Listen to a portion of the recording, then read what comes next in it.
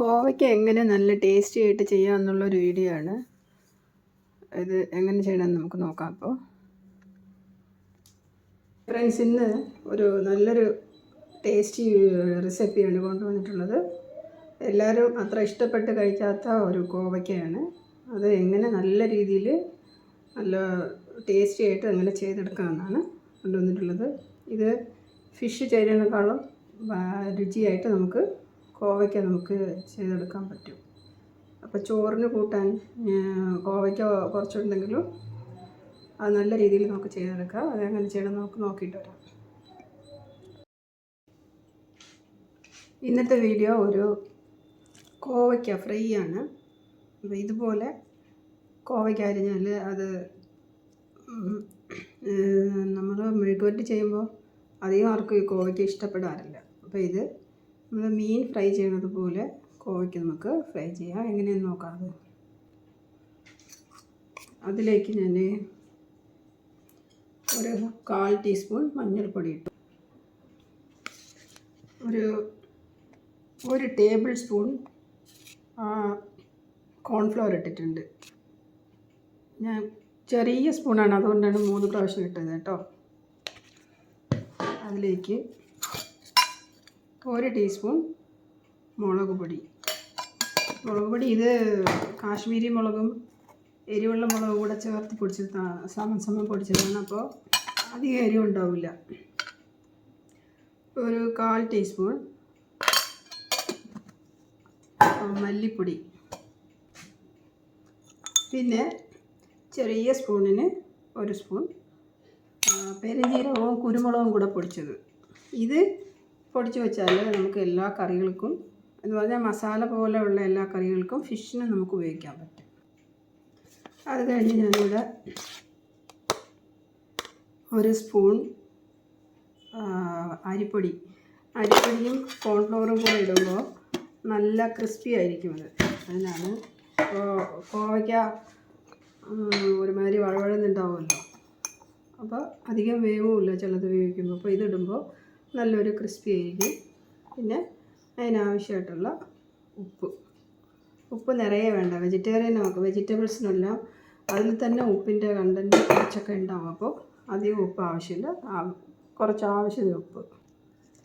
എന്നിട്ട് കുറച്ച് കറിവേപ്പിലയും കുറച്ച് മല്ലിയിലയെല്ലാം കൂടെ ചേർത്ത് ഇട്ടിട്ടുണ്ട്. ഇതിലേക്ക് കുറച്ച് വെള്ളം കുടഞ്ഞ് നമുക്ക് കുഴച്ചെടുക്കാം.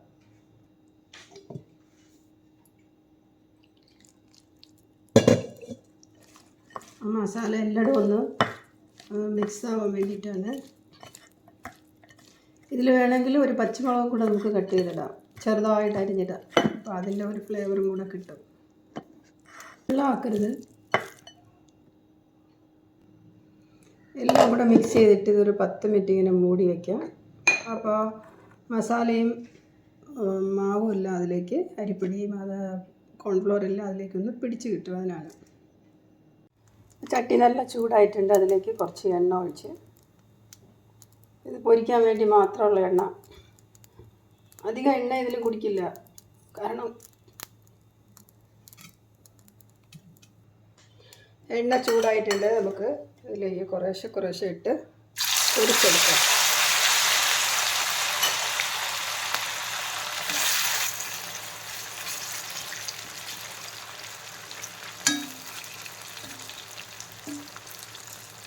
ഒരു സൈഡ് കുറച്ചുകൊണ്ട് വേകുമ്പോൾ മറിച്ച് 2 മിനിറ്റ് ഇട്ടിട്ട് തിരിച്ചിടാം.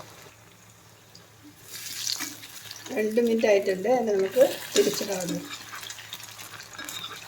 ഇങ്ങനെ ചെയ്യുമ്പോൾ നല്ല ടേസ്റ്റിയാണ്. പിന്നെ ഹെൽത്ത് കോൺഷ്യസ് ആയവർക്ക് ഇങ്ങനെ ചെയ്യേണ്ട, കാരണം എണ്ണയാണല്ലോ, അധികം എണ്ണ ഉണ്ടാവില്ല. സാധാരണ കുട്ടികൾക്കൊക്കെ ഇതൊക്കെ ചെയ്ത് കൊടുക്കുക. നല്ല ടേസ്റ്റിയാണ്. ഇത് ചെയ്യേണ്ടത് കോവയ്ക്ക കഴിക്കാത്തവർക്ക് കഴിക്കാൻ വേണ്ടിയിട്ടുള്ള ഒരു മെത്തേഡാണ് കേട്ടോ. നല്ല ഒന്ന് മൊരിഞ്ഞ് കഴിഞ്ഞിട്ടുണ്ട്. ഇനി നമുക്ക് എടുക്കാം.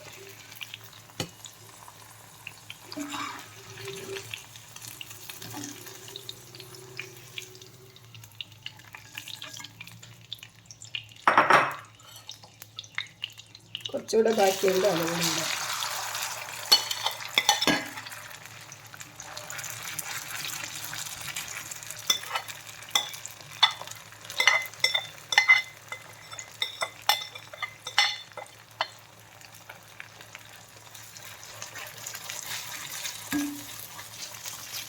നല്ല ചിക്കിയിട്ട് കൊടുക്കണം. അപ്പോഴാണ് ആ ഓരോരോ പീസിൻ്റെയും ഒരു സൈഡ് നല്ല വേവുകയുള്ളൂ, മസാല നല്ല പിടിക്കില്ല.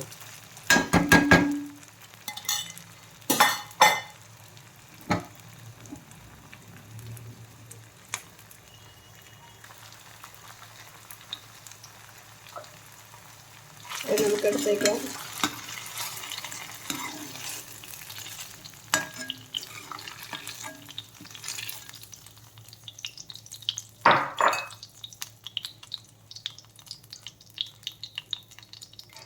കുറച്ച് കറിവേപ്പിലയും 2 പച്ചമുളകും കൂടെ വറുത്തിടാം.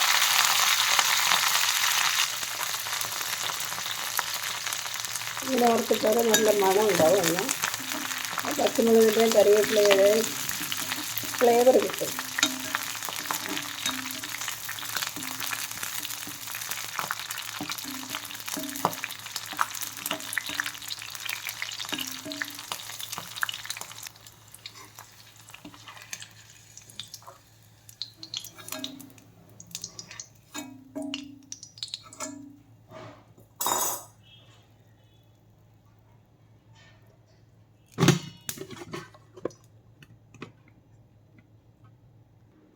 അപ്പോൾ ഇനി കോവയ്ക്ക കിട്ടിയാൽ ഇതുപോലെ ചെയ്ത് നോക്കൂ, നല്ല രുചിയാണ്. മീനിനേക്കാളും നല്ല ടേസ്റ്റാണിത്. അപ്പോൾ അടുത്ത നല്ലൊരു വീഡിയോ ആയിട്ട് വരുമായിരിക്കും. ബൈ.